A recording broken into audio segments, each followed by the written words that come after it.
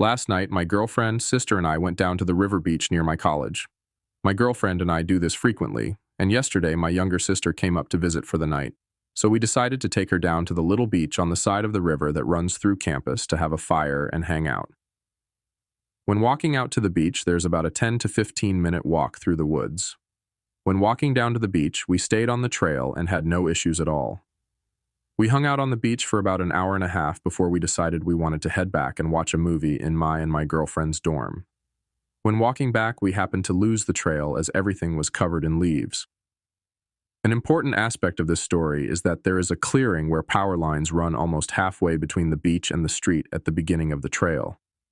This clearing consists of tall grass and pricker bushes that make it difficult to cross if not on the one trail through it. A little while before this clearing, we lost the trail. We had the idea to walk straight in the direction of the clearing, and once we found it, we would walk alongside it until we found the cut-through trail. Now it was dark, so we all had our phone flashlights on, and my little sister was even playing music on her phone.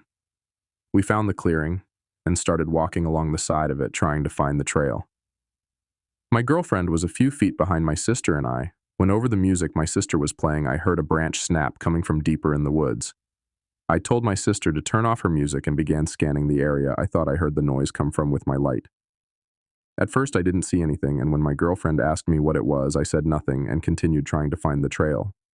I was still slightly uneasy, so I continued scanning the direction I heard the noise come from with my light.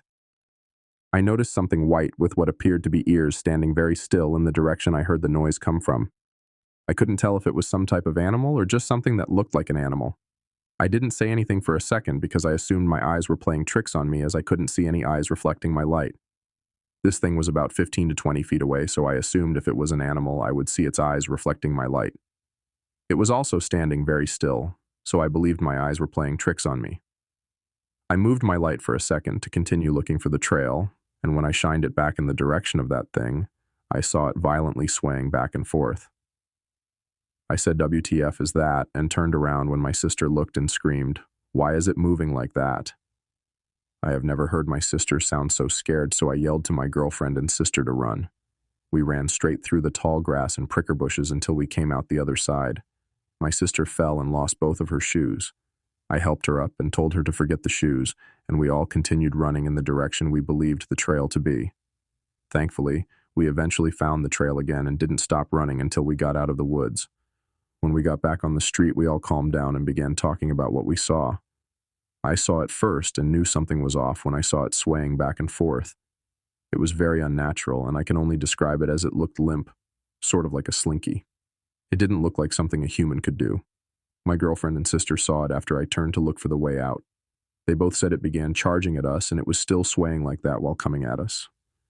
This was unbeknownst to me at the time. I never saw it charge at us, so learning this information made it even scarier. Even weirder, we all never saw its face and couldn't fully make out its shape. My girlfriend and sister did both say it was running on two legs and was upright like a person, but was moving in a way that didn't seem possible for someone to move. The whole thing doesn't make any sense, and we've been trying to explain it ever since it happened, but no scenario we can think of makes any sense. To make it even scarier, my girlfriend mentioned how when we first got to the beach, she heard someone walking in the woods behind her as my sister and I were busy getting the fire started. This could be totally unrelated, but the thought of this person or thing watching us the whole time we were there really freaked us out. If anyone has any idea what this might have been, please feel free to share your insight as we are all completely stumped.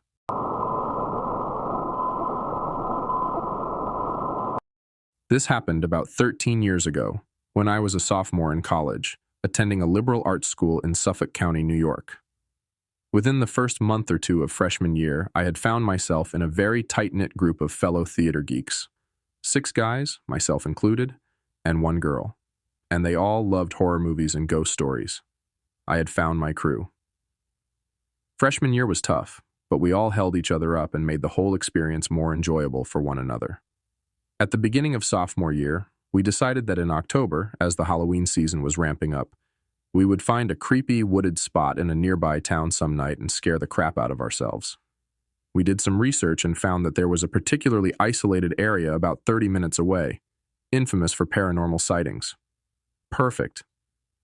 The seven of us split into two different cars and headed out into the night. Allow me to set the scene. You turn off a busy main road, flooded with strip malls and restaurants and whatnot, and you are almost immediately greeted by complete darkness.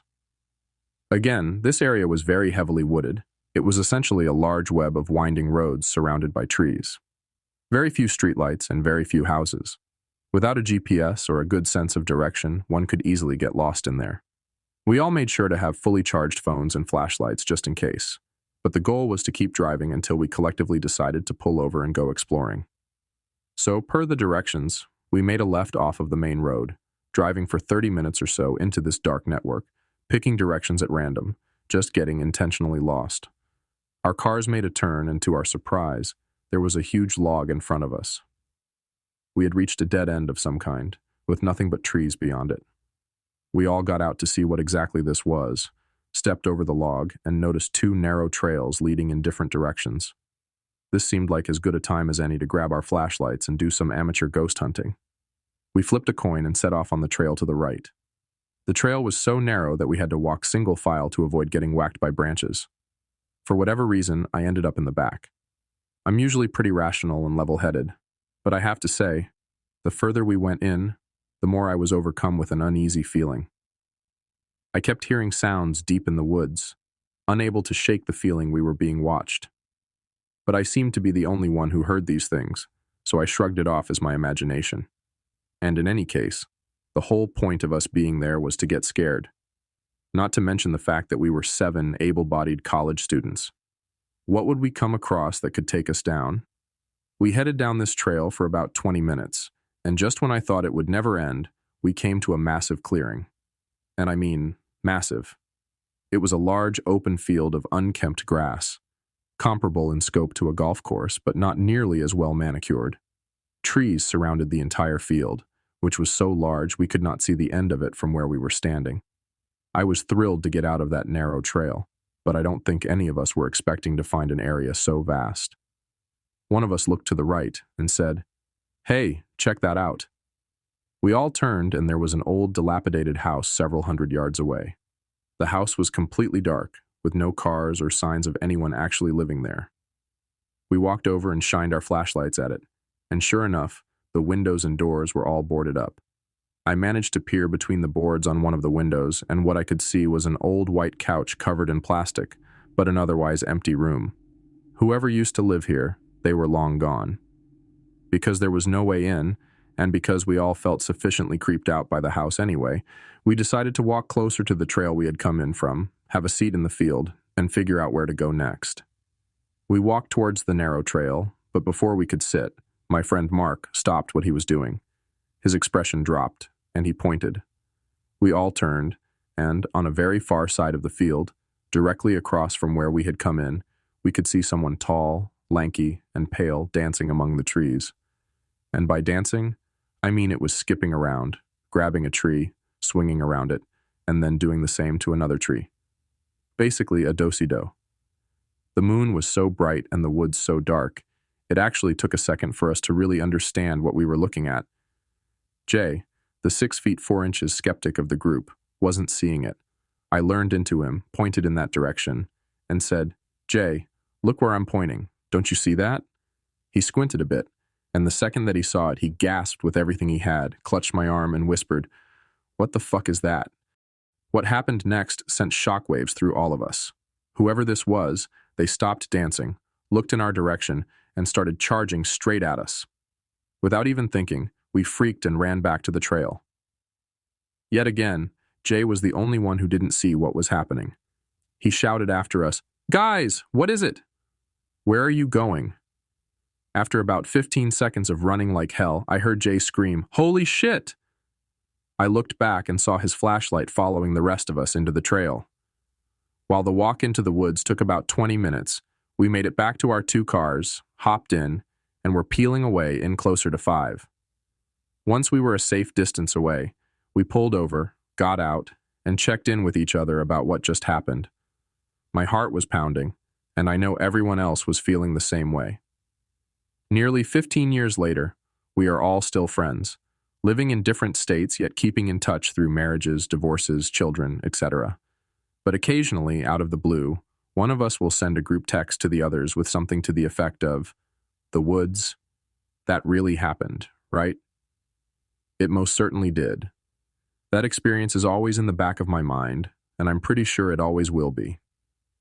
Here's the thing that still resonates with me about that night.